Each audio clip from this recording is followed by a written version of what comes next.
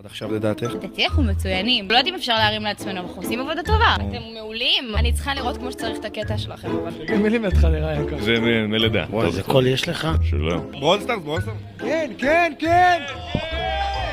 אז אנחנו נמצאים מאחורי הקלעים של הפסטיגל, והיום נגמר המופעים בירושלים. אנחנו הולכים לעבור לתל אביב. אנה, מה את הכי אוהבת סופגניה? יואו, אני אוהבת את המושחתות ממש. אני גם אוהבת הריבה, אבל כאילו יש כל כך הרבה עוד אפשרויות. כמה רגשות על המעבר מירושלים לתל אביב? עד לפני 3 שעות לא ידעתי איזה יום היום. אפשר להגיד שהוא רק מנגן ושר, הבחור לפה לידי. אנחנו פה עם נועה קירל, a.k.a. יוניקורן. התרגשות גדולה. מאוד. איזה כיף. מאוד. איזה כיף. בעס שאני פה כבר שבוע ועוד לא אכלתי אפילו פעם אחת קובי חמוסטה. יאמן שאנחנו בירושלים ולא אכלנו אפילו פעם אחת קובי חמוסטה. זאתי בהחלט קומבינה.